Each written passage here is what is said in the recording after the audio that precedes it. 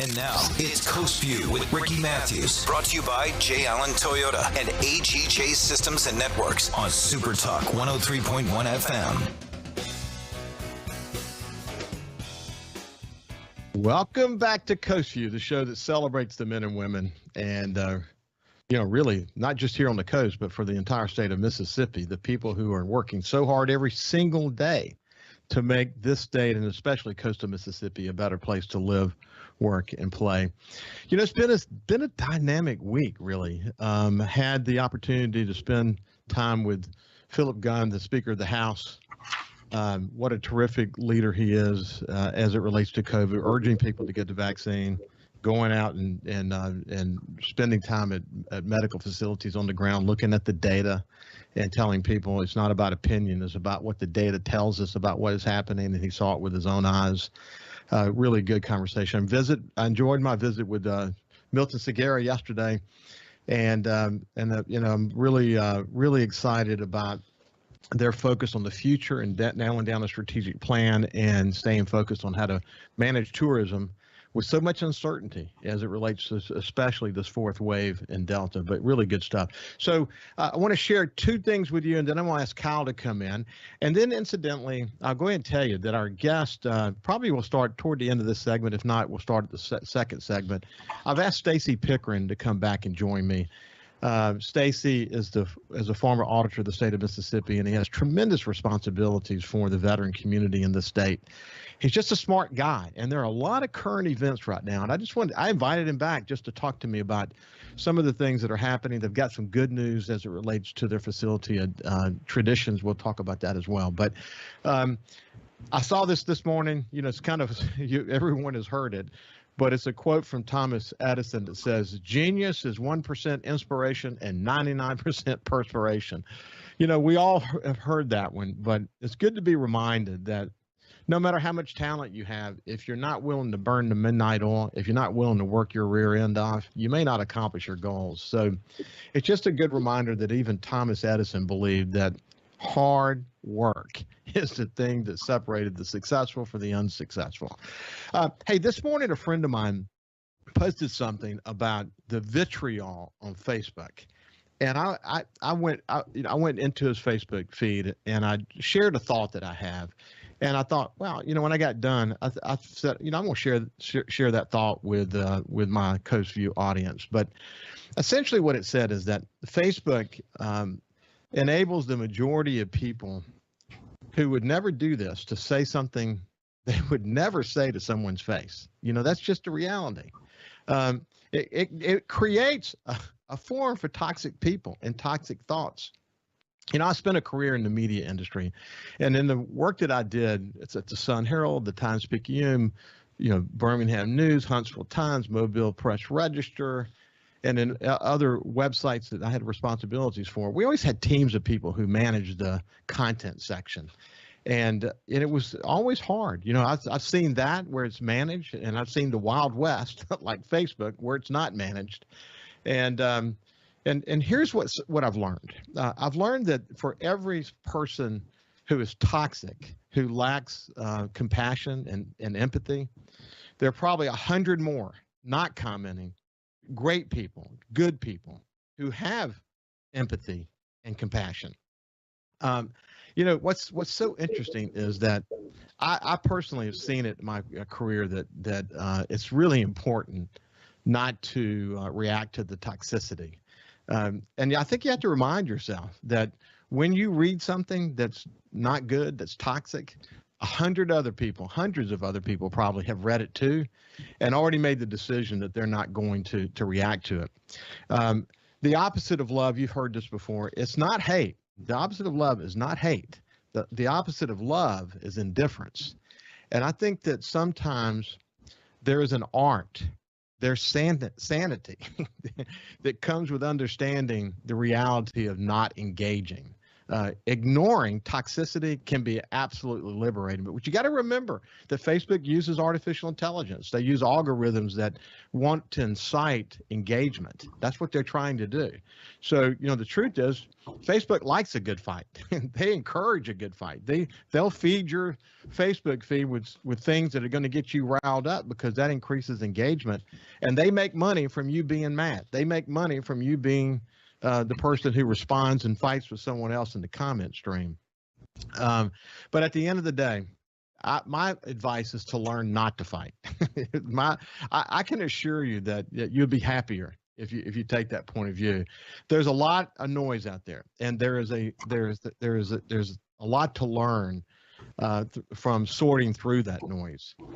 I never forget that there are so many good people that are on Facebook that you do not hear from. They're definitely reading, but they're not commenting. And what I've found is that there is peace and lurking. There is definitely peace and lurking. And I'm confident that in this awareness, you can restore confidence in human nature yourself if you learn not to react to what you're reading. That's something I try to live by. I've engaged people a lot more recently as it relates to COVID and especially the Delta variant because I'm really focused on trying to get the best information out there that I can. And it's not always easy because people are pretty riled up, and Facebook has helped them get riled up. It just touched me the other day when Lee Bond said that a person who passed away, their very last words were, "I wish I had not listened to the people on Facebook." So it's really unfortunate. So now let's move to my friend Kyle. And Kyle hadn't had an opportunity to discuss with you sort of the latest, but the Saints game, man, I think we saw a big separation of quarterback, didn't we? All hail Jameis. He looked well good. Read. He did. 9 for 10, 2 touchdowns, 124 yards, something like that. I'm just kind of spitballing as I cruise through Facebook.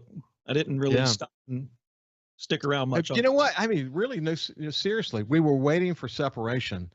And most of the experts on TV who were analyzing the situation said that this is what was expected. That Peyton was wanted to give Taysom an opportunity, but I think as Jeff Duncan wrote, and we'll see him on Friday. We can talk more about this, but as Jeff Duncan from NOLA.com wrote, it's time to go ahead and crown the starter, so they can figure out who the backup's going to be, and then get Taysom back into his Swiss Army knife role. I think it will be a better team under that scenario. Yeah, I pretty much concur with that. That would be, Taysom. He looked all right. Again, took him a little bit to get his feet underneath him. I don't think he's quite ready yet. Jameis looked ready for the part. He looked ready to lead the team. And if he can continue on that same path, I think we'll be in good shape. And especially if we can, pin down a good third string quarterback to give Taysom that outlet to be that Swiss Army knife that we're so accustomed to have. That was refreshing to see in that first quarter last night, albeit it's preseason. You don't know what it's going to look like when we play the Packers. Hopefully it is the Jameis that we saw last night. I hope so too. We always said that if he could get inside the system and learn it, that Sean Payton would make him better, and that's happening. So yeah, really do hope that we'll see what happens. Ricky, I do have to ask though before we get moved on, because we got about 3 minutes left here. Yeah. How was Mila first? My granddaughter Mila got out of the hospital yesterday afternoon, and she is doing really well, thank God. And I once again just want to thank you for your support, and for Jordan and Sierra just are so touched by the outpouring of support and prayers for Mila. And we're all thankful, and we're really happy that she's out of the hospital. That's good to hear. I'm actually goosebumps now just hearing that she's okay and that she's home. And it's worrisome when something like that happens. Really is. Thank you. Hey, so since we're coming to the end of the break, I'll give you the headline on yesterday, and then we'll come back on the other side. I'll give you the rest of yesterday, and then we'll get to Stacey real quick. But I spent some time yesterday afternoon with Lee Bond from Singing River Health System. He's the CEO, has been on the show many times, and Georgia Story, who works also at Singing River Health Systems. And Hank Zuber, the representative from District 13, also 113, joined us as well. And we spent some time in the ICU visiting with critical care teams. And then we went down to the ER and met with a team down there as well. And buddy, what I saw was indescribable and gut wrenching. And when we, room after room after room after room after room of people who were on ventilators. And I don't think I saw a person yesterday on a ventilator that had been vaccinated. And it was heartbreaking. And the stress on the healthcare system, the incredible emotional toll that it's taking on healthcare workers is truly remarkable, man. But when we come back on the other side, I want to tell you about 3 people that I met in particular and how passionate they were. And they just represent hundreds more like them that are working overtime every single day to make a big difference. And when we come back, I'll tell you who they were, what they had to say, and then we'll move quickly to my friend Stacey Pickering. We'll see you after this break.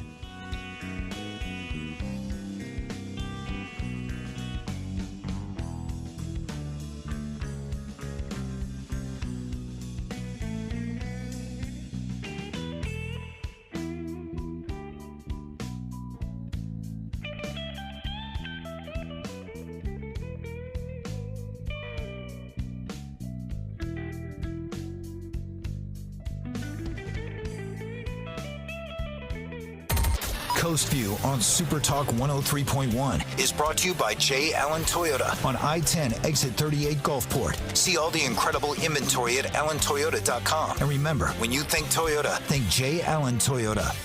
Hey, South Mississippi, it's Jay Allen at Jay Allen Toyota, and I got something new for you for 2021. It's the Jay Allen Certified Collection. What that means is we selected our very best inventory with under 75,000 miles, and they're 6 years old or newer. That comes with a multi-point inspection, a 10-year, 100,000-mile warranty, and a 3-day buyback guarantee. So come check out the Jay Allen Certified Pre-Owned Collection right here at I-10 exit 38 in Gulfport or on allentoyota.com. If Alexa's part of your life, you've got one more way to access SuperTalk. SuperTalk Mississippi is now available on Amazon Alexa devices. Once enabled, just say, Alexa, play SuperTalk Mississippi at any time and start listening. It's that easy. Just one more way to stay informed and connected with your state. Learn more at supertalk.fm/Alexa. SuperTalk Mississippi. SuperTalk Mississippi. Now available on Amazon Alexa devices.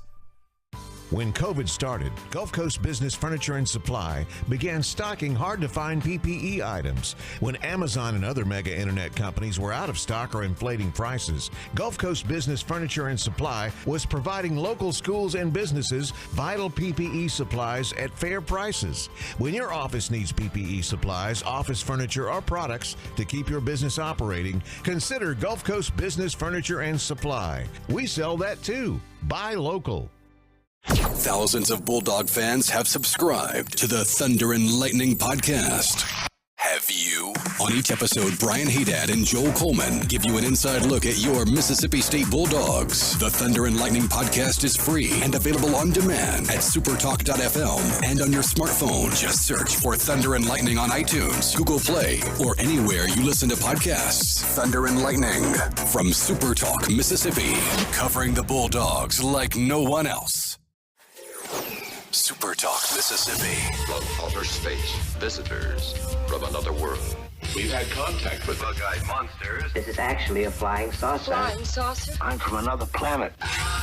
Where late nights are kind of weird. Well, they must have a reason for their visit. The unexplained, the weird, and the downright creepy. Coast to Coast AM with George Norrie. Late nights. SuperTalk Mississippi. Feeling down? Here's your prescription for a daily dose of good news and positive vibes. Good Things with Rebecca Turner. Every afternoon, Rebecca highlights all the good things happening right here in the state you call home. Daily exposure to Good Things with Rebecca Turner may cause smiling, feelings of positivity, happiness, and even laughter. When you experience these symptoms, tell your friends to listen. Okay. Weekdays starting at 2 p.m. here on SuperTalk Mississippi and now on Amazon Alexa devices. Talking to the people that help make the coast such a unique place to live. This is Coast View with Ricky Mathews on SuperTalk Mississippi Gulf Coast 103.1. Welcome back to Coast View. Kyle, come on back in for just a second and let me share just a couple of quick stories. When I got to Singing River Health Systems, we went immediately to the ICU and met a couple of people there. We met several people there, but we really were engaged in conversations with one of the key critical services managers. His name is Buddy Gager, and also with Allison Plunk, who is a patient care supervisor at the hospital. And we just had a very long conversation, and we videoed some of it, and we're working through the videos now. And in a future show, either tomorrow or the next day, I'll share some segments of what they had to say. But essentially, what I got from it was that they were unbelievably dedicated. My goodness, what they're having to deal with. There are 16 rooms in the ICU. Every single room has a COVID patient. Every single room has a COVID patient on a ventilator. And what you see is the IVs and all of this are outside the room so that they can do a lot of the maintenance of the IVs and all that in the hallways right outside the rooms. But man, the toll on them. We had a couple of patients that had been in there for more than 30 days. It was very bleak, man. And they had a couple of patients down in the emergency room that were waiting to be transferred to the ICU, and they were also on ventilators. But the conversation with Buddy and Allison were just incredible. And then when we went downstairs, we spent some time with Candy Riley, who's a critical care coordinator. And, she said, I think she actually works between Ocean Springs and also Singing River and Pascagoula. But, every room filled in the ER. When patients come, there's a lot of triaging that has to happen. They have a real challenge with capacity, room capacity, et cetera. But one of the beauties is I kept hearing this over and over again. They are dedicated, so dedicated. So anyway, it was just a compelling thing. Why don't we do this so that we can get straight to Stacey? I want to hear your thought a little bit, Stacey, about, you heard what I was saying about the incredible medical critical care people that, it could be a custodian that's having to clean an ICU room. But man, every single community has these incredible dedicated people who are working so hard to save people's lives. And I can only imagine what's going through their heads. I mean, if more people would get vaccinated, we'd have less people who are needing these critical situations. And so many of them, once you get to the ICU, the numbers are not good. You may not make it out of the ICU. What do you think about this, Stacey, when you think about it? The numbers are just clear. I've shared just a couple of weeks ago on your show, and I've been saying as often as we can, we had 95 veterans in our state veterans home pass away from COVID-related illness prior to the vaccine. But in January, on the 9th of January, we vaccinated 97% of our residents, and we've had 0 COVID deaths. These are senior adult, bad health, difficult situations, and they beat COVID. They're not going to the hospital, but the unvaccinated, the folks who have lost faith and trust for whatever reason, or just refuse, you're not going to tell me what to do, they're the ones, 98% are filling up the ERs now, the hospitals. That's the problem. And then if you have a car accident, God forbid a serious accident, or a heart attack or a stroke, there's no bed for you. They're putting you in the hallways. And people think that this is scare tactic. It's just the reality in every one of our communities in Mississippi that we're facing right now. And it's just a logical, get the vaccine, protect yourself. You may still get COVID, but you're not going to get deathly ill or sick or require hospitalization. It's heartbreaking, Stacey, because you've got, in the case of what I saw yesterday, an ICU that is filled with critical, in a typical 16-room ICU, you might have a couple of people on ventilators, and you have other people that are working their way through various stages of recovery. But often with COVID, what you're watching is various stages of degrading health. And all of them are serious. All of them have unbelievable critical care needs. The stress on nurses is unbelievable. And here's the thing, man, we got a problem in this state. We need to retain nurses. There are more nurses leaving than there are coming. And I hope our leaders will get focused on this faster. We're not moving fast enough. Ricky, it's not just the fact that they're leaving. My RNs in the state veterans homes get an email almost every month from Oshners, just right across the state line, with a $10,000 signing bonus, guaranteed number of hours for 14 to 16 weeks. So you know they're going to go make a certain amount of money, and they're paying their moving expenses. I mean, you've never seen anything like this. And so I thought we would start getting better by this point, and you would start having Mississippi folks say, hey, this is a great career field. I need to get in nursing. But we have 500 less nursing students in LPN and RN statewide right now in the education system. So our pipeline is even getting worse. It's not getting better. And so that you take a look at it, it's not just the fact that hospitals are paying $80 an hour in some markets for RNs.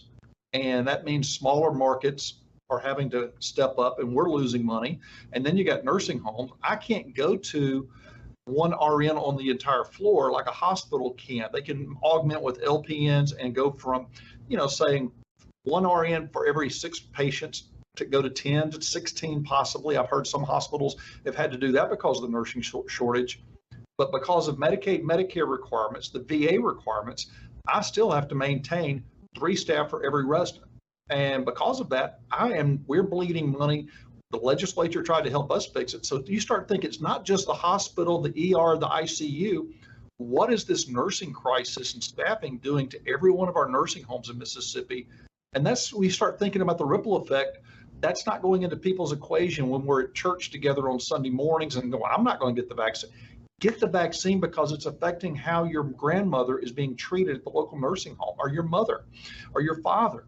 And it's not just veterans homes. This is every nursing home is fighting a staffing crisis right now that's being created by the COVID-19 economy, and it's not going away. It's getting worse.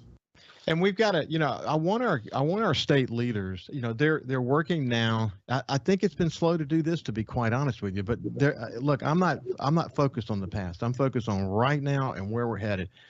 They're working their rears off now to get reinforcements. Reinforcements help tactically. They don't help strategically because these reinforcements that they're bringing in get paid tremendously more than the full-time employees that have been burning the midnight oil 7 days a week for, since COVID began. 2 things on that front. I lost a good guy, an LPN that had just gone to work for us in the last year, left us to go to work for a temp agency because they're getting paid twice what he was getting paid. And his comment was going out the door, it's not fair. As a state employee that I'm getting paid this, but a temp agency is getting paid more. And I lost 12 nurses in the last 10 days across our healthcare system. And that's affecting every nursing home, every hospital. It's a staffing crisis. But when you talk about bringing them from the outside, we're bringing in 2 military task force. So I still serve in the Mississippi Air Guard. My unit's attached to 1st Air Force. That's who's chopping these people off coming to Mississippi. I got a phone call from my colleague at Tyndall at 1st Air Force. He said, hey, Stacey, how bad is it? We're sending 50 military personnel into Mississippi. What's going on? They're not going to be here long term. It's a good tactical short-term fix. But what happens in 6 months from now, 12 months from now, when we already have less people going into the nursing profession because of the stresses, because of the anxiety? The travel companies are hiring them away and they're sending them all over the U.S. I've got neighbors in Laurel who are working in Mobile, working in California, working in Texas, not working here because they get paid so much more. And, what is the plan for our healthcare system a year from now?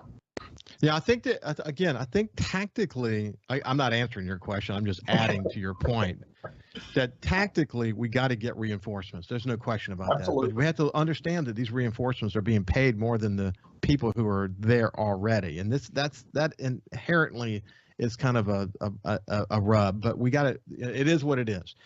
Then we got to focus on how can we fix this strategically. Maybe it's the retention bonus. I think it is actually that Lee Bond continues to talk about it. There's a pay disparity. So many of our hospitals in Mississippi are nonprofit. I talked to a friend of mine in the Delta who's a big time leader in the Delta. He talked about hospitals like in Greenwood and others that are, man, they can't make ends meet now, man. They are the rural hospitals are completely overwhelmed. But I just don't get the sense that we're focused on both of these issues simultaneously. So in other words, what might happen, unfortunately, we'll hit a peak with Delta, it starts to come down, and maybe some of the heat starts to get off. That's not good. because what's going to be left behind are these issues aren't going away, as you just pointed out. You just clearly pointed out that it's going to be with us from here. Then there'll be another peak at some point. Then what do? We got to fix this problem, because the healthcare system in Mississippi is literally busting at the seams, and it can't stay. We can't. Even this is before unsustainable. COVID-19, our community hospitals, like you just mentioned, the one in the Delta. I live in Laurel. South Central Regional is absolutely a great regional hospital, but their finances are on such a razor-thin margin that we've got to address this long term. And I tell the story all the time, and I know we're coming up on a break in a moment, but my father several years ago had a stroke, and if he had not been in town when he started showing symptoms, got to the ER, got the warfarin, he would have been possibly died that night. If he had been 20 minutes away at our family farm where he lives, he would have told my mother, hey, we'll go in the morning if I'm not feeling better, and he probably would not have woken up. Those small rural hospitals are critical to the care of Mississippians. They are so much. So there are short-term things we have to do, but there's a long-term solution that everyone needs to get their head around. Maybe that's the role of the special session. They got a lot of money. If we don't fix the medical system in Mississippi, we're gonna have some serious issues. After what I saw yesterday, man, it's scary. It's scary because I see the stress they're under, and I see the emotional stress they're under, and it's not sustainable. It's just not sustainable. Okay, when we come back, we're going to continue our conversation with Stacey Pickering.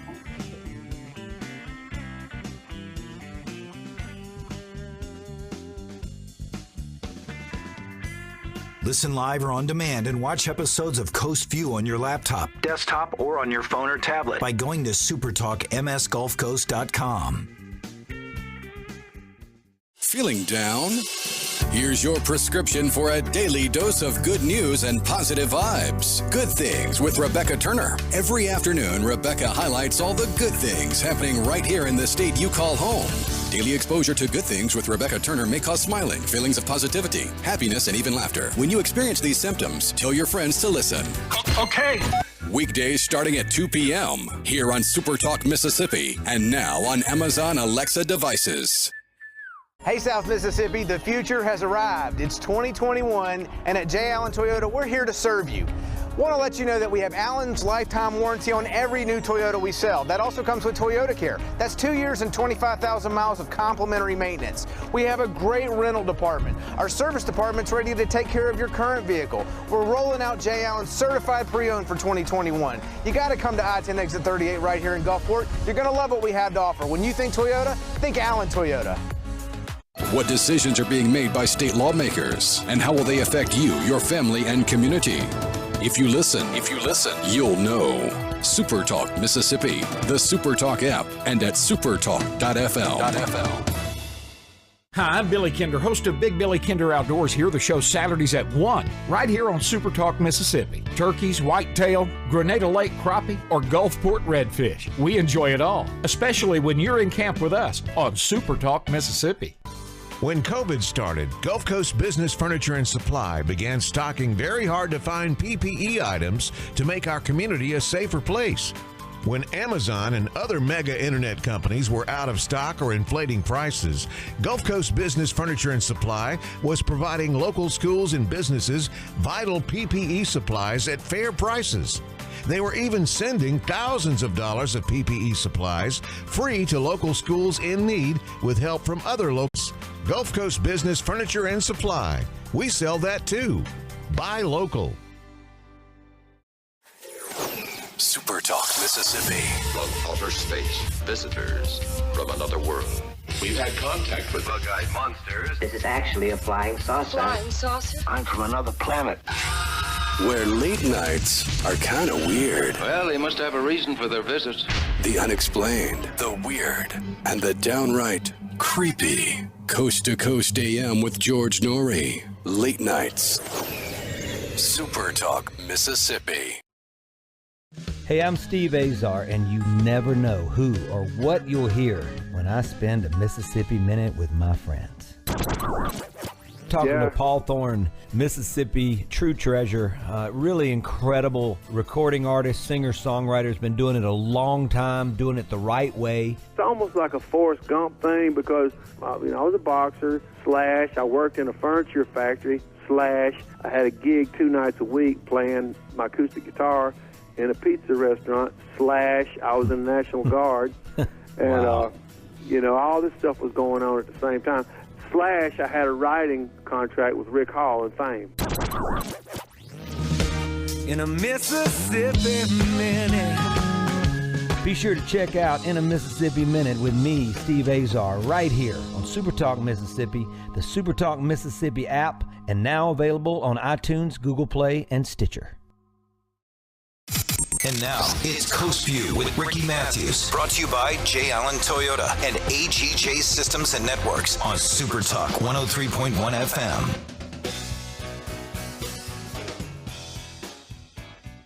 Good morning and welcome back to Coast Vue. That conversation that Stacey Pickering and I had, but incidentally, Stacey is head of the Mississippi Veterans Affairs, been on the show 3 or 4 times, smart guy, enjoys visiting with him, but it's an important conversation. And we're going to shift gears now, but we could spend another 2 segments just talking about the emotional toll that this situation is putting on these healthcare workers, and we've got to figure out what we can do to show them that we care about them and that we want to retain them. This is really an important conversation. We're going to need them from now on.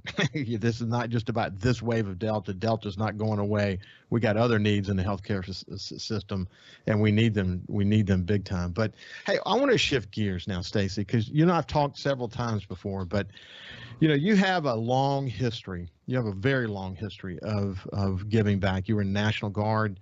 You were a chaplain. You were the state auditor. You actually resigned as state auditor to become the head of the Mississippi Veterans Affairs. And Shad White came in behind you. We'll talk about that in just a second. But how did it? I never have talked to you about the decision to sort of resign from an elected position to accept this role as head of the Mississippi Veteran Affairs. What goes through your head, and was that hard to do? Because once you sort of get the political thing in your blood, and given that your family's get rich in history of political action, how did were there lingering effects of that transition? Ricky, I still tell folks I'm a recovering politician. I stole that line from Haley Barbour. You tell folks he's a recovering attorney. It's always in your blood. You love public policy because it changes the future for the state, for your local community. My wife and I still have those conversations daily, even about things we see, things we could happen to make our quality of life better for us, for our children, and for fellow Mississippians' grandchildren, the next generation. We need to be thinking 20 years out of what decisions we make today. How's that going to impact the next generation 20 years from now? I got to be a part of that in the state Senate. I loved my term as a state senator in Mississippi. We had tort reform, which was huge at the time, totally changed our economy. We stopped losing doctors and they started staying in Mississippi. Their malpractice insurance went down. And then I became the state auditor, got elected 3 terms. I was president of the National State Auditor Association. We had received the Comptroller General's award. I'd received all the 3 top awards you can get in the government accountability community. Our staff, myself, we had received those awards, that recognition. And then I was approached by one of my board members that asked me, hey, would you ever consider putting your name in and let us look at your resume to run the State Veterans Affairs? And that's kind of how that dialogue started. And it's like, wow, what is that mission? What does it look like? And the more I got into it, everybody hears about the state veterans homes. That's our big 800-pound gorilla, 600 beds. We spend 90% of our time, but we have 2 cemeteries to honor our men and women and their families who served. It doesn't cost them anything to be buried at either one of the state veteran memorial cemeteries. And then we do all the GI Bills.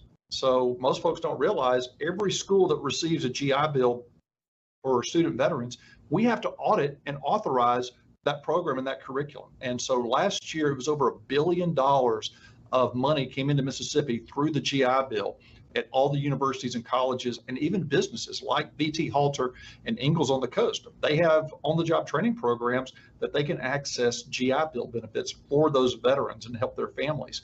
So all of a sudden you start digging into it and you realize the veterans community is a huge economic driver for the state. And man, what better thing to champion, what better opportunity. And so it's a great mission. And I have thoroughly enjoyed every minute I've had since I have made that decision to move and to take on the responsibility of leading the Mississippi VA.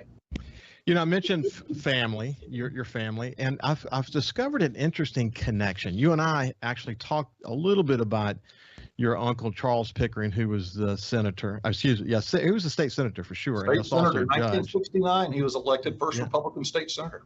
Yeah, and he was a judge, a very respected judge. And then your cousin Chip, who I know really well. I haven't seen him in many years, but he was a U.S. representative.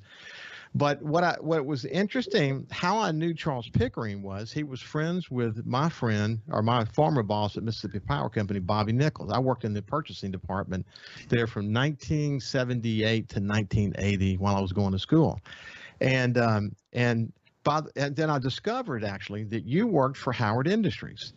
And I knew Cowboy Howard because he would come in and visit with us. And for people who don't know Cowboy, I mean, what a visionary, and what he built in Howard Industries is still today one of the very significant businesses in this state, isn't it? Second largest private employer behind Ingalls Shipbuilding. It's the largest manufacturer of transformers, and it's all located in Laurel. I mean, when Billy Howard left GE, came home with a group of investors and said, I want to build transformers and I can compete against these 23 other companies, including GE and Square D and all the others. They said, all right, go out and get us $1 million in contracts. And he and his wife, Linda, loaded up the baby and the diapers and the formula, and they got the road for 3 months, came back with $3 million and been a profitable company since day one. It's a great success story of a Mississippian, which we got them all over the state, who saw an opportunity, saw a need, and did it here at home. And we don't champion that enough, Ricky, the fact that we've got Mississippians who are leading their industries. Lex Taylor with Taylor Machine and their heavy lifts, as well as their generating and power plants, the Deviney brothers. You get down the list, we can just name one after the other of Mississippians who've done good. Well, Cowboy Howard and Bobby Nichols will get a kick out of this. And it's interesting because I just remember stuff like this, but I may not remember this entirely correctly, but one of the first things he did, which I thought was very innovative, is he did rehab of transformers. And so, as opposed to just doing just new transformers, he would take use transformers and rehab them. And he just started branching out and doing all these interesting things. And I just remember that was back in, again, 1978, 79, 80, somewhere in that time frame. And he developed this really solid relationship with Mississippi Power, and so dynamic. Great folks. I told somebody it was one of the best MBAs I could learn was sitting at Billy Howard's feet and his wife, Linda, in their office, because they shared an office, and about pricing and management. And he was very gracious to me and a good mentor. And when the family would go on vacation, he would literally let me run one of the plants for a week or two. And it was a great way to learn management skills and how to run a business. And a good friend of mine, Mike Chancellor, and I were visiting over the weekend, and Mike said, it doesn't matter what field you're in. When you can run one company, you can run any company. It's all a matter of people, managing your staff, seizing your opportunities, managing your budgets. And he's absolutely right. And Billy Howard did that because we went from transformers, substations, computers, lighting fixtures, trucking companies. Just a great American success story. I totally love it. And Bobby Nichols, I will tell you, he's a dear friend. He was whenever I ran for auditor the first time. He lives in Tupelo now. And he had me up and hosted and introduced me to folks. A great friend, some great leaders across the state. Well, Bobby Nichols, he knows this, and he's probably listening now because he pays a lot of attention to the show. But he was almost like a dad to me. In fact, my father passed away while I worked for him, and Bobby encouraged me to finish school, to work hard. This phrase I use about burning the midnight oil, I got from Bobby Nichols, and he just set a course for me that there was no looking back. But had it not been for Bobby Nichols, I wouldn't be sitting here at this table right now. I don't know where I'd be, actually, to be quite honest with you. Just incredible impact on my life. And it's interesting to look back and see how all the dots connect in this state. It really is, isn't it? Yeah, Thompson Wright up at Oxford, one of our great writers right now, he made the comment on one interview. He said, it's really not a state. We're really a club. We all know each other. And in the veterans community, Mississippi, you've got so many veterans who give back. How many kids, young men and women, have gone through Boys State and Girls State? Those programs are funded and run by veterans and their spouses and family members. Our military community gives back so much. It's not just when they wear the uniform. They come home and they are in the churches. They're in our local communities. They run for office. And they run those programs that shape our future leaders, like Boys State and Girls State, and baseball leagues across the state with American Legion. The VFW DAV, your veterans stay involved. They give back. And so for me to come to work every day, to work with men and women like that and to tell their stories, it's absolutely a great honor every day to work for the 174,000 veterans in Mississippi and their families. So interesting. Hey, you've got, as we sort of wind this particular segment down real quick, you got great news on the Veterans Home up at Traditions. Absolutely. Yesterday we're notified by the federal VA the last document was signed. And so the State Bureau of Buildings and our architect out of Ocean Springs, Hoppy Allred, and his crew at Allred Starlarski are signing the contracts with Start Construction, another Gulf Coast company. And we are expecting in about 2 to 3 weeks to have our pre-construction meeting, and we will start pushing dirt, and we will have 100 beds in place by about 18 to 24 months from now for the veterans to live on the Gulf Coast. Ricky, 30% of Mississippi's veterans live in Harrison, Jackson, and Hancock County. That's so significant. And then, by the way, in several conversations after you and I talked last, it came back up again, and we talked again about the use of technology and the work that you guys are doing to be innovative, so that it's not just about making veterans feel, comfortable as they grow older, but it's giving them the absolute optimum, quality of life. When we come back, we can continue our conversation with Stacey Pickering.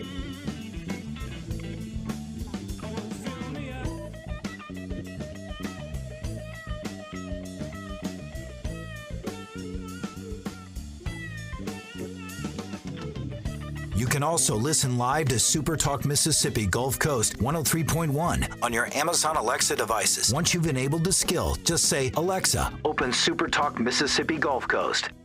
SuperTalk.fm has a new look and is more informative than ever with expanded Mississippi news coverage, the latest Mississippi weather, Mississippi sports, and of course, the talk that's important to you. Every show, every podcast, and every late-breaking story. Constantly updating the news the second new developments happen. All in one place. The new SuperTalk.fm. Hey, South Mississippi, it's Jay Allen at Jay Allen Toyota, and I got something new for you for 2021. It's the Jay Allen Certified Collection. What that means is we selected our very best inventory with under 75,000 miles, and they're 6 years old or newer. That comes with a multi-point inspection, a 10-year, 100,000-mile warranty, and a 3-day buyback guarantee.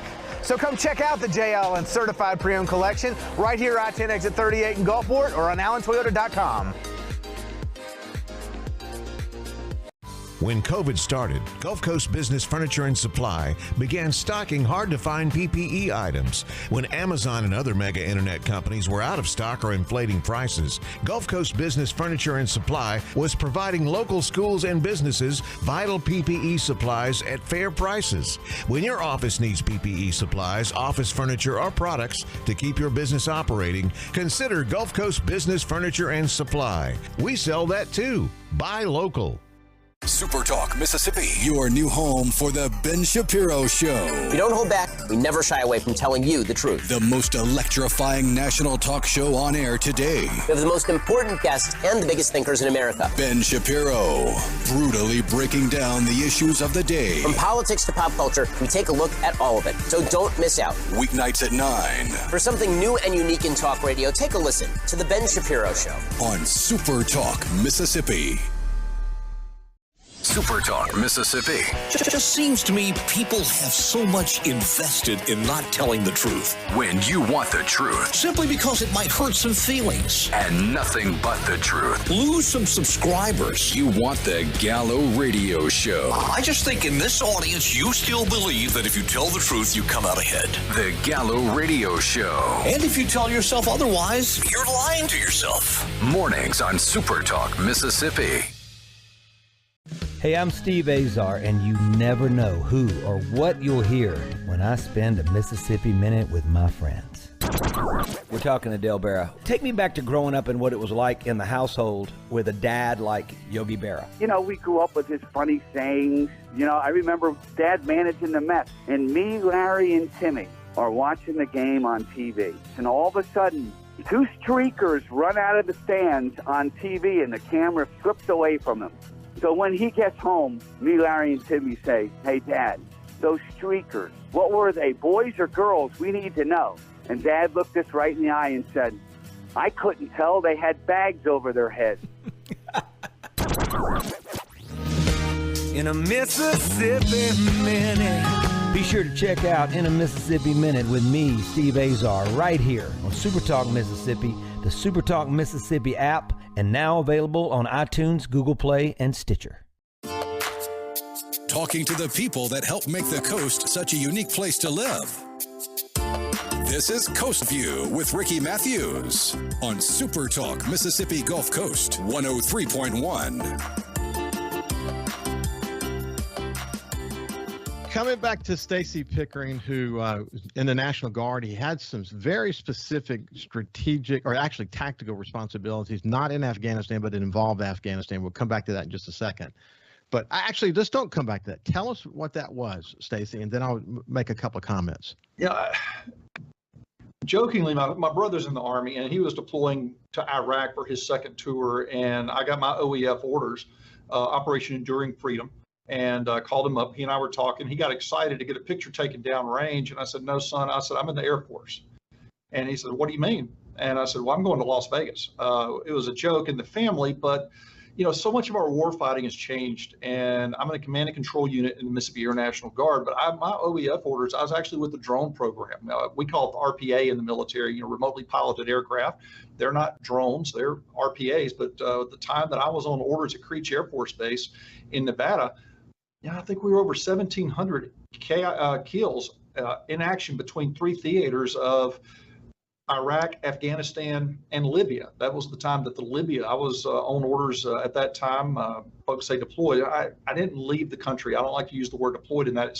But we were actually going to work every day. I'd get in the car, arrive on base about noon, and I would work through the evening shift. Of course, that was daytime over there with our men and women that were literally flying over Afghanistan, and we're watching the bad guys, and we're putting Hellfire missiles into trucks, or when they're setting up IEDs or attacks, or we're doing overwatch and lasing so that the A-10s can come in, or F-16s and drop bombs, supporting the ground troops. And it was an amazing time that I could be in the United States, in the Mojave Desert, at Creech Air Force Base, but I go to work, and for 12 hours, we're at war in 3 different theaters with probably 10 to 12 birds flying, RPAs, and then I get in the car and drive home and get in the swimming pool around 10 or 11 o'clock at night with the kids. It's a very wild, different world.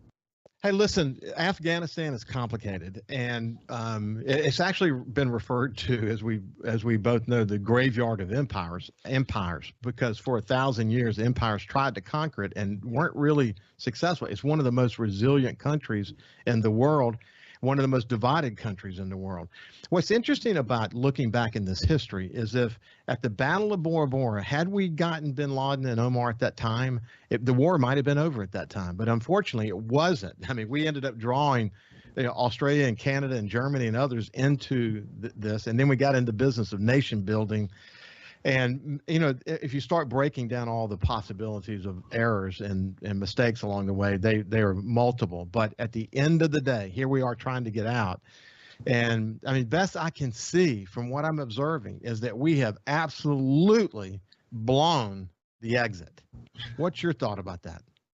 We have, and there's no way to argue about it. The whole exit, when we just pull out, and I use the example, we've never left Germany, Italy, Japan, or Korea. We still have troops there for stability purposes and projection of force. We pulled out of Vietnam. They were landing helicopters on buildings, pulling people out. We did try to pull out of Afghanistan, and we're landing helicopters and C-130s and flying people out to Germany, and they're coming into the U.S. That we're going to be bringing those here, but it is a disaster. The tactics, the logistics have been a failure, but the issue is I'm concerned about where we are at Mississippi VA and where my heart is, someone who still wears the uniform. I've got a lot of brothers and sisters who did boots on the ground, that spilled their blood, left body parts there, that live with those scars today, physically and emotionally, and they're having a hard time with this.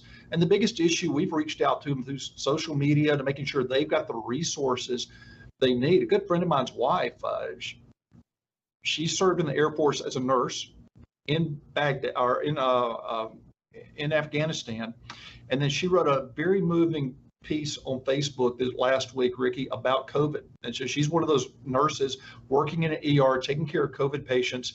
And she said, I don't know which is more painful at this moment. She's dealing with a lot of despair. And I've tried to tell a lot of folks that aren't in the military, have never served, have their connections 2 or 3 generations back, possibly. Be careful what we post on social media and how we say it, because you've got neighbors and friends who served there, who bled there, their emotions are raw right now. And there's resources. The veterancrisisline.net is out there.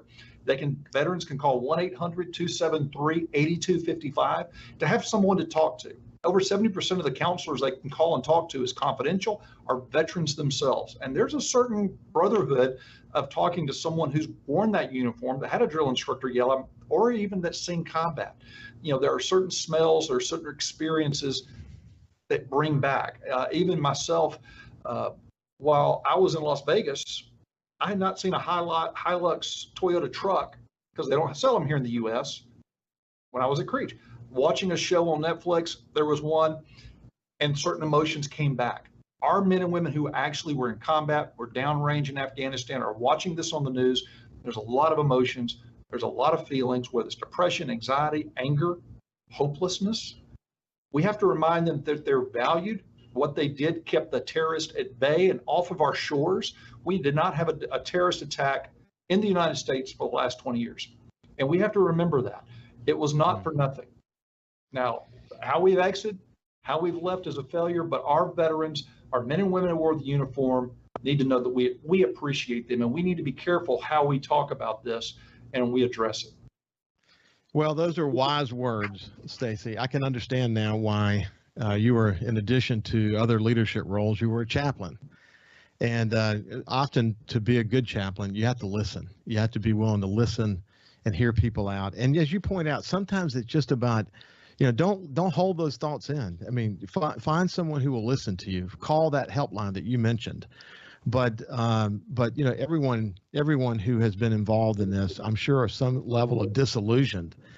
But know that just talking about it makes a big difference. So, Stacey, we probably should come back. We probably should come back and talk a little bit more about that in the near future, next week or two, because I think you have very wise advice about that, and I think people need to hear that. So, we got to go because it's the end of this segment. But God bless you, my friend. Thank you for enjoy. Well, I shouldn't say I enjoyed, but the heavy conversations we had today were very important. I appreciate you contributing. Well, Ricky, thank you for leading this discussion, making it hard and allowing me to be a part of it, but also getting the word out, especially to our veterans and their family members who are struggling with what's going on in Afghanistan. There are resources for them, and if they can't find them, go to our website, msva.ms.gov, and we're there to help. Okay, buddy. Thank you very much. This has been Stacey Pickering. Have a good day, and go get vaccinated, and we'll see you tomorrow. Take care.